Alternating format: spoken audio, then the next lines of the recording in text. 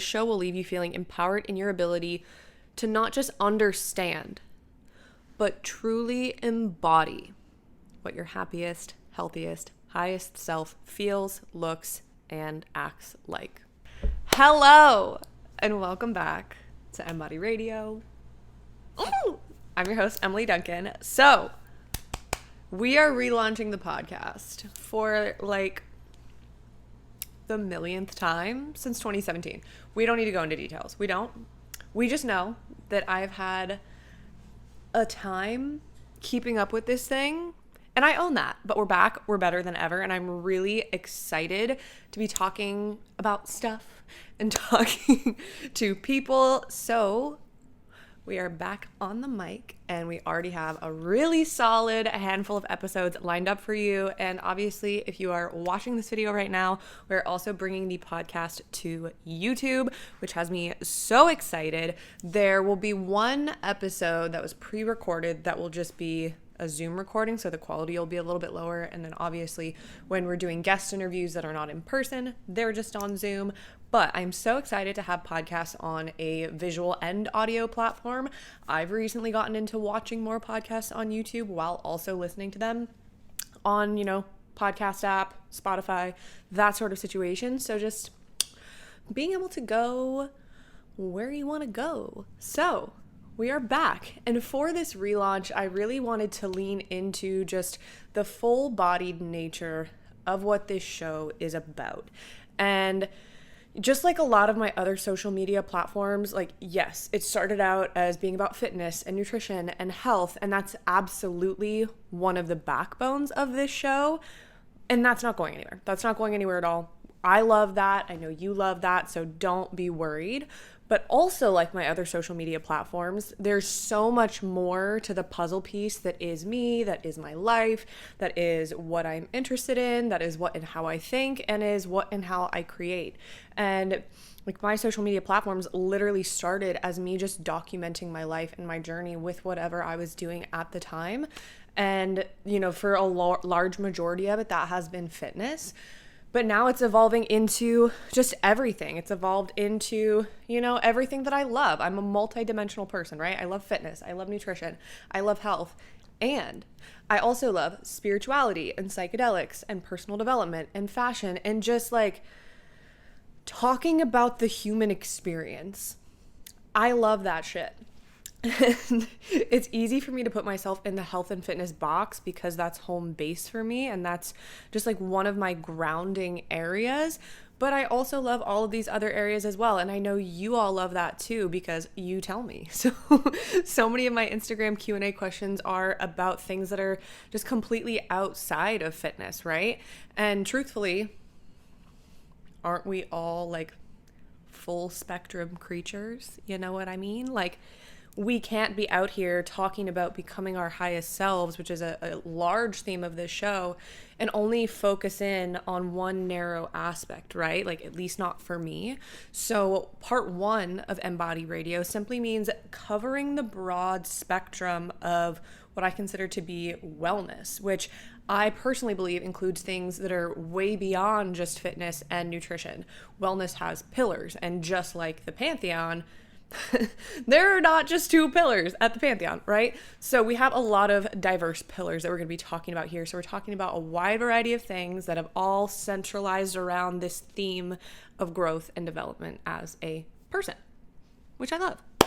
And part two of EMBODY Radio, and especially in this relaunch, this revamp, this rebirth, if you will, it's actually in the name itself, funnily enough, embodiment.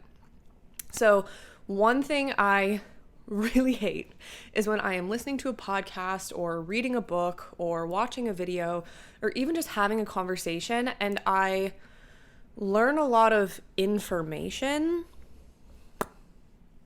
but not a lot of application. You know what I mean? And that's where embodiment comes in. So it's funny, when I named this show, it was more so just a catchy name that fit because my name is Emily. And honestly, embody, I do a lot of work with the body. I own a fitness coaching company. I've competed in bodybuilding for years. I love the body. So that really, really fit. So great branding in that sense. But it's funny in like the not funny, haha, funny, weird kind of way is how the word embody and the actual meaning has become such a theme in my own life. Embodiment. And it also just so happens to be sort of a buzzword at present in the spiritual, personal development type spaces. And you may have even heard it tossed around a few times. So not only is the show about embodying, aka having powerful, informative conversations that also give you tangible takeaways and things that you can actually apply to your life right now. Like, my goal is for you to be able to leave every episode and be like, this is a thing that I learned and how I can see it or apply it or use it in my own life or in my own work or in my own relationships, whatever it is. But we are also going to kick off this season with getting down to like the nitty gritty of what I feel like true embodiment is and where it falls along our human journey. So I will be the first to say that, obviously, it's my podcast and my thoughts. I'll be the first to say what I'm sharing here. This is not like factual data-based information. This is my lived experience. My lived experience of owning a fitness coaching company for almost 7 years, being a coach for even longer in the space, being a human, like 27 rotations around the sun, which I know is fairly young still, right? TikTok would make me think otherwise, but it's my lived experience, and I'm somebody that I love observing and seeing people at their cores, in their patterns, in their behaviors, all of it. Like, I love that shit. So this is kind of what I have noticed watching other people walk along their journeys and also experiencing myself walk along my own journey, whether it's a fitness journey, whether it's a personal development journey, whether it's a trauma recovery journey, whether it's a business journey, like whatever it is. So take this for what you will, but I really think this will resonate, and I think it'll also give a lot of you a lot of, I don't even think peace is the right word, but a lot of grace with yourselves, depending on where you find yourself in this kind of human journey to embodiment, and just kind of taking some of the pressure off if you find yourself repeating patterns or like revisiting lessons that you've already seen and you're like, why the hell is this coming up again, right? So my goal with this is to kind of paint a picture of what this journey to embodiment looks like, or what I think it looks like and what I've seen it look like for myself and for other people, to kind of help you along the way in your journey. So I have some notes written down here because even though this is a podcast and I can talk for a long time, and that's okay, that's what this medium is for, I also know that I can talk for a long time. So to try and keep things in a little bit more organized fashion, I do have some notes that I'm going to be referencing. So if you're on the video and you see me kind of looking down at the old computer, that is because I'm trying to keep myself and my brain organized. So here we go. What is embodiment and the journey to it? By definition, to embody is to be an expression of or give tangible or visible form to an idea, quality, or feeling. So when you think embody, it's like you're literally giving an idea, a quality, or feeling a body to walk around in, right? You are giving it tangible, visible form. So if you embody something, you are giving tangible form to an idea, a quality, or a feeling. And to me, embodiment is the next step after integration in the human journey. So I'm going to walk us through kind of various steps that I've seen people walk on and that I've walked on in myself in my human journey. So we're going to start at the beginning, obviously, because that is where one begins, is the beginning. But if we think about any lesson, which progression and growth are usually born out of a lesson presenting itself to us, there are stages to it. And I see embodiment as part of the later stages in that process. So let's walk our way through some of those common stages I see in people's lives and my own when it comes to learning those big life lessons, or even just simply learning new information, right? It doesn't have to be this giant healing journey, but it can be. It could literally just be learning new information or learning a new bit of information about yourself, right? Totally cool. So the first stage, it's kind of like not even a stage, it's like stage 0. It's just the completely unaware stage. We have no idea that we even have a thing to learn to begin with. And arguably the unaware stage, unfortunately, is likely where we create the need for the lesson itself. We get ourselves in a pickle. We find ourselves in a position we don't want to be in or don't like, or we simply lack knowledge or awareness in a given area, right? And so that stage 0, you don't even realize you're there because you're unaware of the thing at all. And you're probably developing the thing here. So the next stage is what we could call like the pain stage, or like the thorn in your side stage. This is usually where the lesson that has yet to present itself is starting to show itself. It's starting to cause some pain. It's starting to show up in our lives, right? And I'm going to stick to like my OG health and fitness guns here and give the example of lack of dietary awareness, right? So most people, especially people that grew up eating the standard American diet, we're not taught how to eat for health or wellness. We're not even really taught how to listen to our hunger and satiety cues. We're not taught about like what's a protein, what's a fat, what's a carb, what's a micronutrient, what's fiber. Like we don't know any of that. We're not really taught that, especially not at a young age. So we spend a lot of our lives not knowing how good we could feel, or even understanding how to know how we feel. Like we don't know how to process our own biofeedback often until much later in life, or until we work with somebody like a coach, which shameless plug for my coaching company. Yes, my coaching company. Yep. We would love to work with you. Anyway, but we are just used to feeling kind of shitty. And we don't even know that we feel shitty, right? That's the completely unaware stage in action. We don't even know how shitty we feel, right? But we feel shitty. We have no other awareness. Next comes the pain stage. And that's, if we're going to use this same journey, right? That's when you get into your 20s, your 30s, maybe your 40s, and you realize that you don't have maybe the strength or performance levels that you would like to have. Maybe you're not happy with your body composition. Maybe you've been diagnosed with a lifestyle-based illness. Maybe you have some blood work done that is not favorable. And, you know, just otherwise realizing that you need to make some changes to improve your state, right? And you need to remove the thorn in your side. You are now aware that there is a thorn there. You're aware that something within how you are eating, how you're moving, how you're recovering, taking care of yourself in general is causing some pain, or something that you're not doing is causing some pain. There's an awareness now, and it's bringing you a problem, and you don't like it. And we are not having fun here. We are not loving this for us, right? So we're awake to the pain now. We feel it. We feel the thorn, but we don't necessarily know what or where it is. So we're not fully in awareness until we get into the awareness stage. So like the name would imply, you're now aware of the lesson that's being presented in your life. It's like you have found the thorn, you can't unsee it, you can't unfeel it. And I like to use a phrase in my own life and in my clients' lives and my friends' lives. Awareness is a bitch, but she's my bitch, right? Right. You cannot become less aware.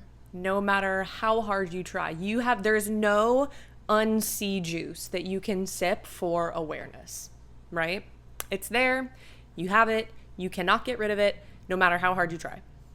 And so, in this phase, since you can't get rid of this awareness, you may start tracing back some of the breadcrumbs on the trail that got you here, right? Because that pain didn't just randomly show up one day, unless it was like a freak accident, right? Like I'm talking about things that are more chronic, more behavioral, more lifestyle oriented.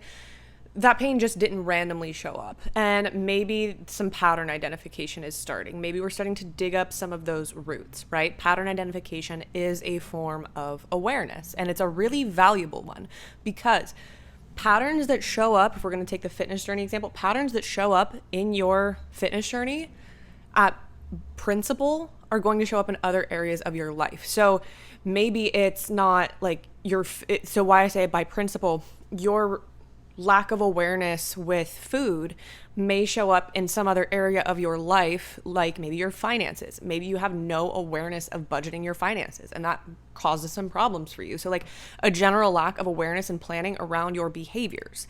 that could show up in any area of your life, right? Fitness and finances are a really like easy comparison to draw. They're also things that people generally have a very complex relationship with that starts in childhood, and they are also things that people generally have a very complex relationship with that we can't just remove, right? You can't just not eat food. You can't just not, spend or make money in the world that we live in. So they're things that they're easy to draw comparisons between. But regardless, pattern identification is such an important form of awareness because patterns that show up in one area are typically showing up in other areas. So either way, you're starting to see. Eyes wide open. Like I said, no sipping of the unsee juice here. You have seen it and you cannot unsee it. So with this lovely awareness, we pack our little bag, we keep on walking along the journey, and now we move into the initial stages of actual change. So we went from being completely unaware then to being aware of that there's something that is causing us pain, that's causing us hurt, and now we're aware of what the actual thing is. We know what the thorn is, we know where it is, and now it's time to work on it, right? So in the first change step, you might be doing a little kitchen sinking, right? So trying a bunch of stuff because for one, you're really enthusiastic about the changes that you want to see, that you're like, I'm going to do anything and everything. Like there's a lot of passion and a lot of vigor and a lot of excitement behind this energy a lot of times, right? Not for everyone, but a lot of times. So that can result in a little bit of kitchen sinking, for better, for worse. It's like a youthful enthusiasm, and it's not bad. It's just not always effective, but it's a part of many of our processes, and it's a great learning experience. There's a lot of trial and error if you're kitchen sinking. So I always like to think the error, the failure, the no is just as, if not more valuable than the success, the yes, the this worked, right? We could also call this the training wheels phase. So this is also when you're probably most likely to hire some kind of coach or a mentor or someone that you can just walk with while you're on this new journey, right? This is hard to go about alone, especially if it's not in an area where you're really, really confident, where you feel like you have a lot of education and experience, which you probably don't, since this is completely new to you, right?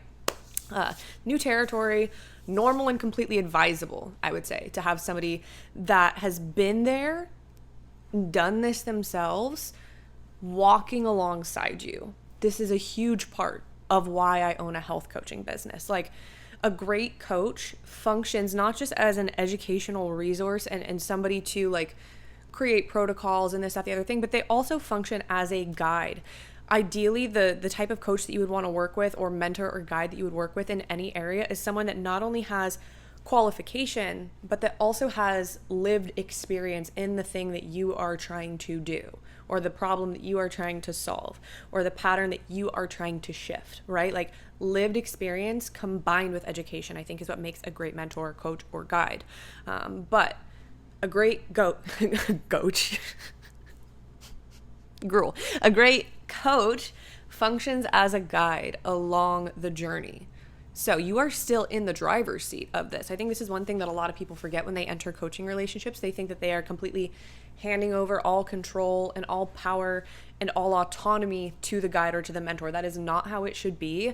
And if you are with a guide, a mentor, or a coach that makes you feel that way, it's probably not a great fit, because at least in my opinion, and like how I try to coach, the type of mentors that I seek, and the way that I teach my staff to coach is, it's like, we are empowering you and we are walking along the journey with you, but you are ultimately still in a position of autonomy and sovereignty. But we are walking right there with you. So you are still in the driver's seat.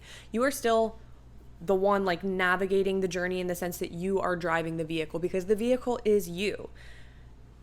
But the mentor is there to help. And especially when the like road ahead metaphorically seems a little unclear or scary, we're kind of there to help navigate the directions. Maybe we know if there's like a crash, like a metaphorical crash or detour or whatever, we're like, oh, we know this kind of way around this. We know this little path because I walked the same journey before. A great guide, coach, or mentor is going to be there essentially to help you skip all the bullshit that we experienced. At least that's one of my goals. It's to help you expedite in the best way possible, not get quick and dirty results, but expedite, help you skip some of the bullshit that is rampant everywhere, because we've been through our own bullshit and we're like, this sucks. We don't want anybody else to have to go through this, right? So a great coach or mentor can and arguably should teach you a lot along the way. Again, helping you skip through the bullshit. They are not just throwing do this, don't do that at you, but instead they're advising you and also providing you context as to why they're giving you that advice, and just like asking effective questions, empowering you with knowledge and empowering you with how to apply things to your own self. I'm never the coach that's just like, do this, that's it. You know, I'm always like, hey, here's why we're doing this. Or before I'll even tell somebody what we're doing, I'll ask even more questions. Oh, what do you think about this? How do you feel about this? Asking effective questions. Knowledge helps you learn about concepts and principles that apply to the journey that you're on. So instead of give a man a fish, it's teach a man to fish, right? So effective questions also help you learn about yourself. So knowledge about yourself. And that helps you arrive at your own conclusions while also learning how to apply those concepts and principles to yourself. So long rant about mentors and guides, but that's because this stage takes a long fucking time. And it should. And it should be fun to a degree. I'd also argue that there's some overlap in the stages of change that we're going to talk about, or rather kind of like a gradient from one, like fading from one phase to another versus stark lines, right? It's more of a, if you're watching the YouTube video, you're seeing me do a lot of hand motions. It's more of a gradient versus we're going from this to this. And sometimes you might walk back into a phase that you were just in. You might kind of retrace your steps a little bit, and that's okay. That is okay. There's going to be a lot, and I mean a lot, add like 12 more, a lot of trial and error, and that's okay. That is okay. You have total permission, and I actually really encourage people to have trial and error, particularly error, because that means you're trying, that means you're pushing a boundary, that means you're pushing an envelope, that means you're going outside of your comfort zone. If you never fail, that doesn't mean you haven't, if you have never failed, that means you haven't tried enough things. That's all I'm saying. And you'll probably have seasons where you think you've exited the training wheels phase and you've gone into the integration or embodiment phase, only to have something happen and make you feel like you're completely starting over. And that can feel really frustrating, but it's actually okay. And it's actually something to get really excited about. Because every time the same lesson presents itself again and again and again, whether it's in the same way it initially presented itself or in like a slightly different flavor or a completely different flavor, it's an opportunity to look at the lesson in a new way.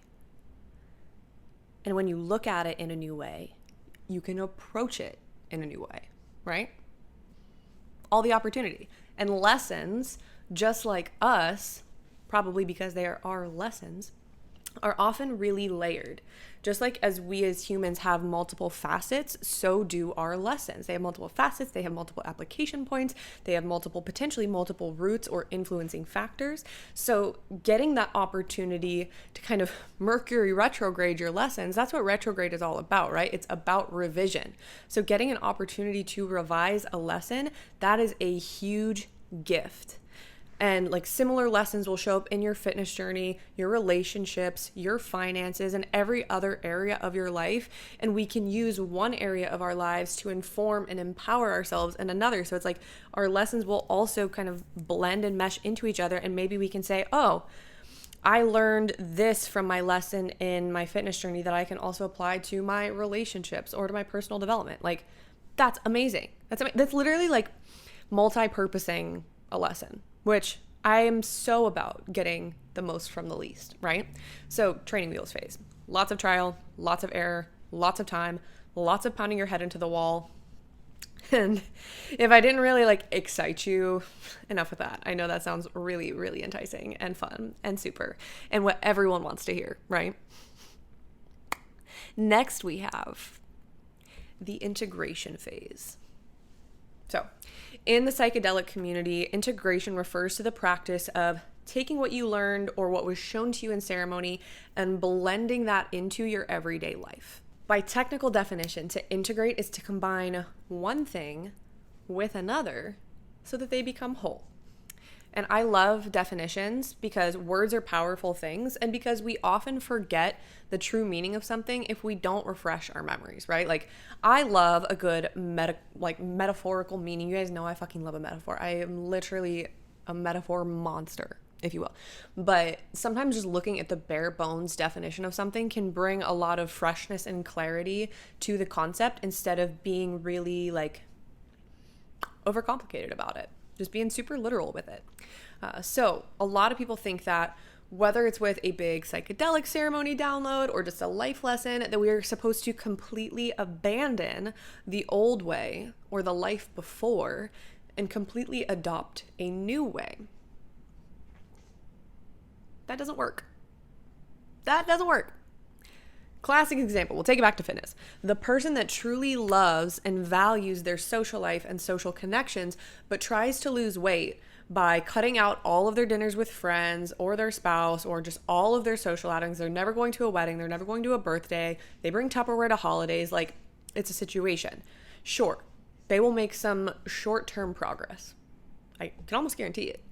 But they will be miserable. I can almost guarantee that too.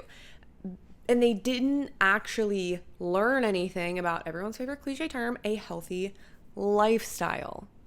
They tried to take a shortcut, and the shortcut fucked them up. Because your lifestyle exists way beyond the vacuum of fitness and nutrition. It is every part of you combined into one. It is a lifestyle. It is not a fitness and nutrition only style. It is a lifestyle. So unless your entire life is fitness and nutrition, like, that strategy isn't going to work.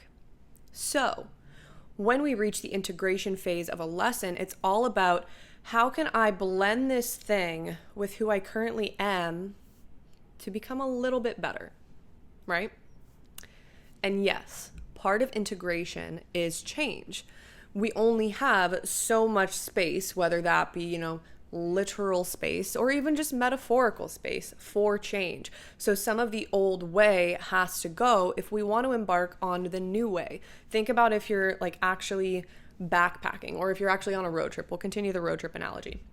If you're actually on a road trip and in a car, you only have so much space in the car for your stuff, right? So we're going to have to get rid of something to make space if we're trying to put other things in there, because we have a limited amount of space, right? So there is some change that is going to have to happen. Some things about old that are going to need to be let go. The things that don't serve you, the things that don't need to be in the new energy, the things that just are kind of dead leaves falling to the ground, right? So to me, integrating is the process of deciding what about the old way we're going to release, and what about the new way we're inviting into our space as we move forward. So the integration phase is also almost like doing some remodeling in your house, right? You're not completely gutting the house. You're not completely tearing it down. Maybe you're demoing some walls and like ripping up the floors so you can put something more new and updated in there, but you're not completely, like I said, gutting it. You're just clearing some stuff out to bring some new stuff in. And it's arduous and challenging, just like any renovation project. And also just like any renovation project, the projected timeline typically never ends up being quite what you were quoted at the beginning of the project. Maybe you were told 2 months and it ended up taking 4 because shit happened, and that's okay. Sometimes shit just takes time. Sometimes shit you thought that was going to take 2 months takes 2 years. And that's life, baby. Maybe you run into a roadblock. Maybe you run into a hurdle in your journey. Maybe you run into something that you could have never anticipated. And maybe you just need a little extra space. We have to stop beating ourselves up for that. So many people get so, and like I do this too, like we get so caught up in timelines and like, I want to be in such and such place by 6 months from now. And we have to dance this delicate dance, right? Like, setting goals with timelines is a proven strategy, right? And I think it's helpful to have timelines on things so that there's some pressure to motivate the action, right? If things are completely open-ended, then what does it turn into? It turns into Diet Starts Monday, right? Having a little bit of pressure from like a time-based perspective helps keep things moving. However, you also have to have the fluidity and the grace to acknowledge when there's a course correction that needs to happen. And maybe it becomes 7 months, maybe it becomes 8 months.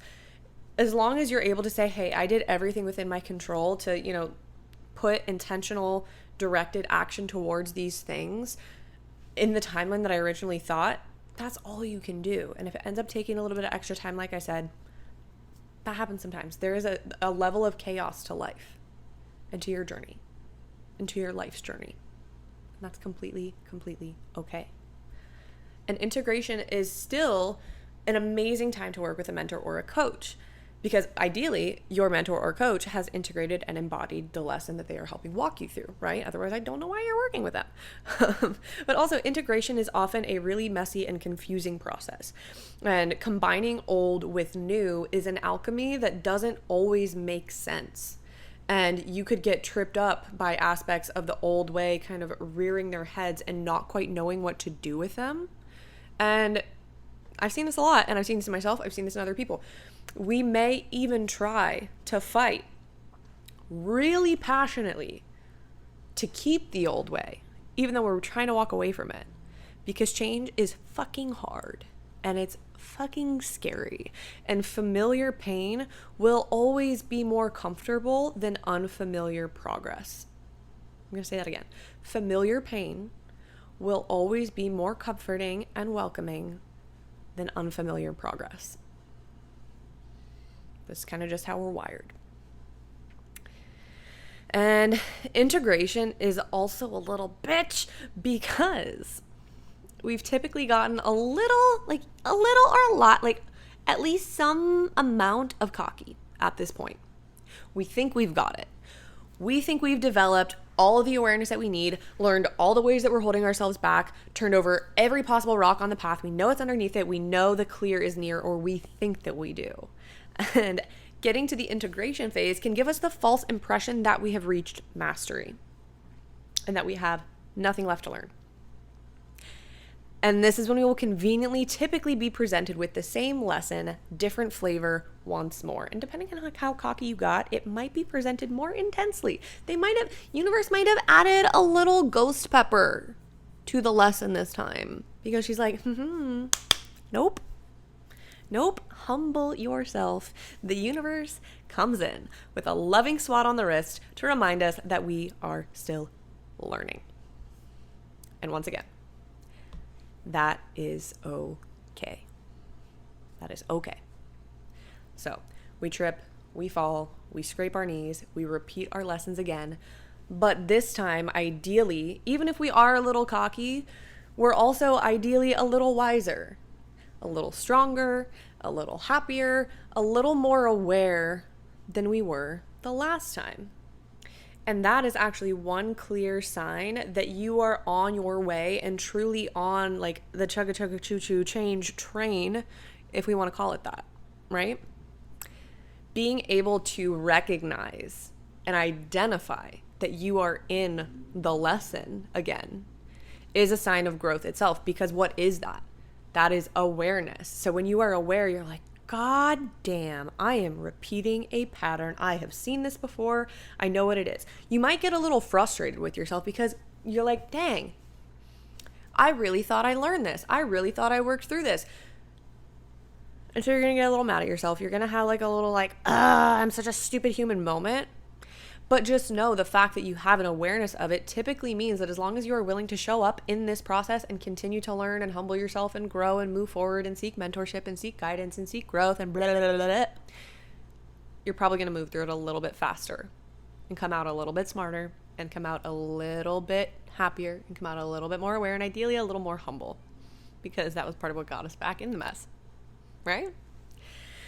I'll also say that, at least in my experience, and even in the experience of whether it's fitness or personal development clients, it's normal to feel like you're back and forth in the training wheels phase and the integration phase multiple times, especially if you're in your 20s. Like, I can't speak to the people in your 30s because I'm not there yet. I have a lot of friends there, but I still can't speak to the experience. But I am a person in my 20s, and I have a lot of friends, pals, homies that are also in their 20s, and This is like a major decade of repeating lessons and learning them again and again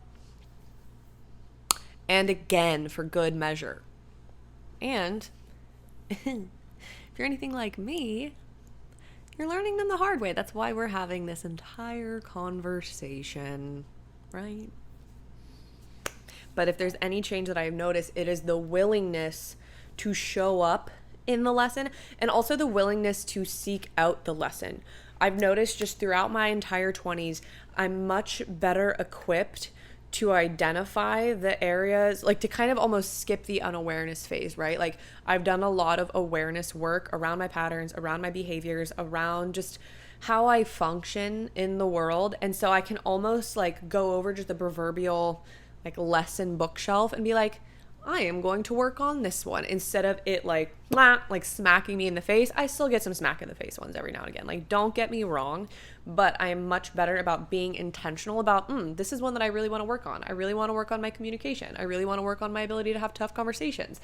I really want to work on my ability to speak up for myself. I really want to work on my ability to dig into my subconscious and break patterns. Like, there's just a greater awareness of the things that even need to be worked on in the first place. So it's like you can, instead of being thrust into the lesson, you can consensually step into it, right?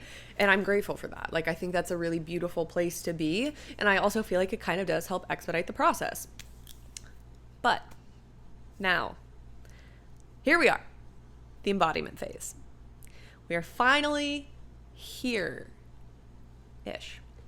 And I want to preface this by saying the embodiment phase, I know it sounds like Fountain of Youth, Garden of Eden, whatever mystical fairyland you want to call it, place.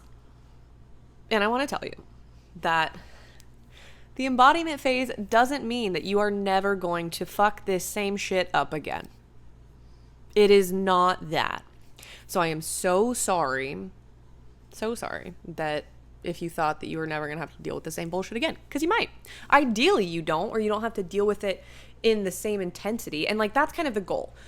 Hopefully by the time you get here, your repeats are just paper cuts instead of like giant gaping wounds, right? Now, I make no promises because the human experience has no rules. However, like, in my eyes, the goal and what I see from people that are like truly stepping into embodiment is that when a lesson repeats, it's more of just kind of like a little trip up versus a complete face plant, right? So that's great. That's amazing. We love that. But embodiment brings with it a certain level of peace and understanding and an energy of groundedness, right?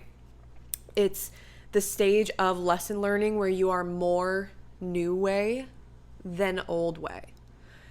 And by this point, you have probably tried a fuck ton of shit, some of which didn't work at all, some of which maybe made things worse, which is also normal, some of which was neutral, didn't really, help or hurt, and some of which helped you move forward.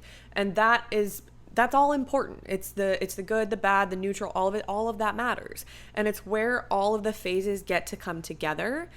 And you can clearly identify what brought you the pain. You can clearly identify what processes you underwent to start changing it, how you implemented those changes, what you tried that did not work, what the change actually means to you, how your new life compares to the old one. And you've made peace with the fact that the old way is dead and gone. That's a big one. You have completely put that to bed. And you are okay with that. You are okay with letting that go. You are okay with detaching from that old way. You're not latched on to it anymore. And I think that's something really important to emphasize and articulate annoyingly about this phase is to change, to learn a lesson, to embody something new. Like I said, it's not completely abandoning the old way, but there are aspects of old you and old way of doing things that you have to let go of and be completely at peace with letting go of. That could be people. That could be behaviors. That could be versions of yourself. You might have to put some identities to rest. That could be jobs. That could be, it could be anything in your life. That could be anything that does not fit in the fucking car and isn't meant to be where you are now, right? And getting that clarity and having that, just again, that grounded, I am okay with this, feeling that awareness around this is what has to stay, this is what has to, or not stay, this is what has to go, and this is what gets to stay, and this is what's coming in that's new. That is so important. Like having peace with that. It's like, oh, it's so important. It is so important to have that awareness of what we're leaving behind, because so many people want to embark on growth journeys and they never put those old parts and those old stories to rest. They never formally bury them and say their goodbyes. And then they just keep on creeping up. They keep on repeating. They keep on showing their faces. And it's like, bro, I thought I got rid of you. It's like, maybe you thought you got rid of me, but you never told me not to come back. I'm just saying. Right? So when you embody a lesson or a principle, you breathe life into it. You give it form. You become a living image of that thing. It is embedded in your bones, in your muscles, in your ligaments, in your tendons, in your cells, in your mitochondria. Powerhouse, right? Like it is sunken into every part of you. Like I literally, the way I am viewing embodiment in my weird little brain is that it is like this light. I want you to pause for a moment and listen. And that's what you've been doing this whole time. So you really don't have to pause. But if you are driving, please don't pause. But if you are watching the video, please pause and like do this with me. Or if you're in stillness and you're not like operating heavy machinery, I want you to pause, close your eyes, take a deep breath. And I want you to envision a color. It can be whatever color you want it to be, but a color that feels good, a color that feels like the energy that you are trying to embody. What I feel when it comes to feeling embodiment and kind of feeling into that energy, it's like from head to toe, all the way down to the deepest point in my cells. Like I said, all the way down to those beautiful little mitochondria. It's like I am being bathed and soaked in that light. It's like that light is a meter just pouring into every ounce of me. That is what embodiment feels like to me. And then you just walk around. You can open your eyes now. But you can just walk around with that energy. There's something about embodiment that it is not, you don't like announce it. You don't speak it. It's not like, hey, I've embodied this thing. Look at me. Embodiment is when the new energy is so embedded in you, you don't have to say anything. It just emanates off of you, right? There's a humbleness to it. Again, you don't have to announce it. And that's not to say announcing things is not humble. Like you can own and be proud of your growth. But in my eyes, embodiment, if you've truly embodied something, you should be able to meet a stranger and they would, be able to pick that up off of your energy if they were to have a conversation or an interaction with you, right? That is true embodiment to me. So you are breathing life into that thing. It's where you are doing less learning about something and doing more living it. And to bring it back to the bread and butter of health and wellness, the embodiment of health could be seen as that stage where making those healthier choices are just a natural part of your lifestyle that you want to engage in, not just something that you do to achieve an outcome. They are something that is rooted in you. They're not things that you do because you feel like you have to. They are things that you do because they've just become a part of who you are. That's embodiment. It's becoming something within you. Something is becoming within you. To embody something is to have that just be a part of your energy, like a part of the recipe, right? An ingredient in the mix. And you're not doing, like I said, you're not doing as much learning of the lesson because you are the lesson. Embodiment is doing less learning of the lesson because you now are the lesson in living, breathing, moving form. which, like, how beautiful, how amazing. Congratulations. You look stunning. You're glowing. We love that. But that is embodiment. That is embodiment. So when it comes to what this show is here to do, it's not just here to feed you information, but rather it's here to help you along your journey of embodiment of you and what you want to be, whether that's through information and application, whether that's through learning stories from other powerful people of their lessons or their leaps, or simply hearing a conversation between friends that sparks a new perspective that you can kind of like carry in your little fanny pack as you journey through whatever lesson path you're on right now.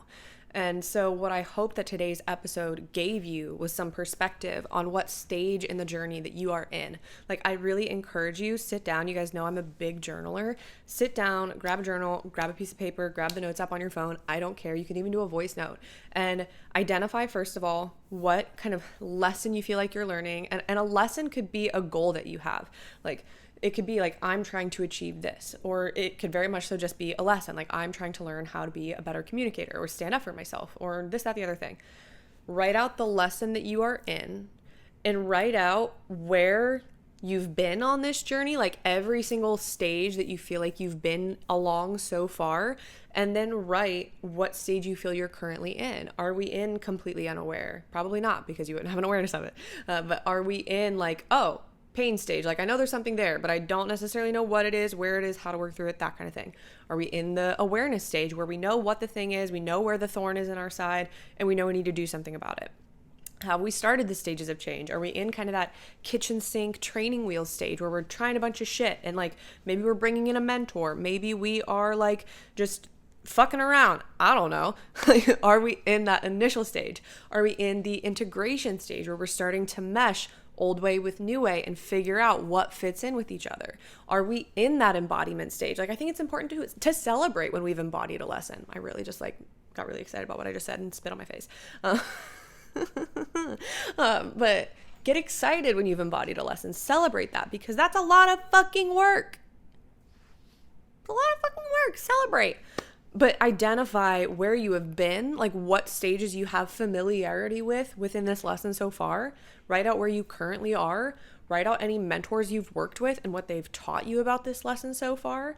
Write out what you would like to step into next. Maybe write out, you're like, oh, maybe I would like to work with this mentor next, or, you know, try this thing next, whatever it is. Like, just journal out the process of where you are. One of the things that I feel most passionate about is helping people understand their process, like helping people think about their thinking, helping people see themselves, helping people understand where the fuck they are. Because how are you going to know where you want to go, where you can go, if you have no idea where you are? You fucking can't. If we're going to go back to the road trip analogy, and I tell this to clients all the time, you have to be honest about where your starting point is.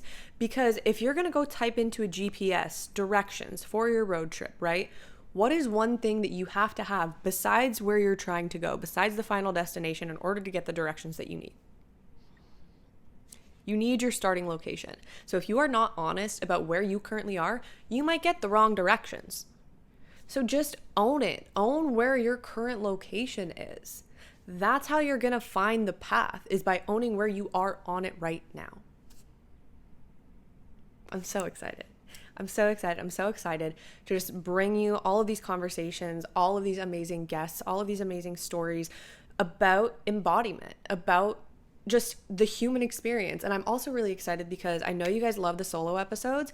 I'm going to be sharing a lot more of those because I'm feeling really passionate about and really called to just like sharing my journey. But one of my things, I'm a way shower. Like, I very much so show up publicly in my processes, and that's something that y'all have been so grateful about. Why did saying y'all just feel so weird just then? But one of the things that you guys have been so grateful for me for, now I'm overthinking if I say y'all, oh my god. One of the things that my community has been so grateful for is just how I show up in my process, and like giving people permission to witness that so that they can embark on their own. Like, I help show people the way just by living my life.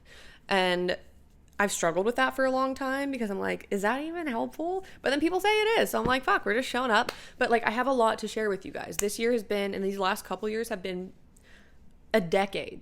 This year has been the longest decade of my life, if that tells you anything. And I'm so excited to use that to help you. So we're doing lots of amazing interviews, but we're also doing a lot of solo episodes because I'm just so fired up and so excited to share with you guys more of what's been happening between my ears. And so, like it says in the intro, this show, well, I don't know if the YouTube will hear the intro. We're still figuring that out.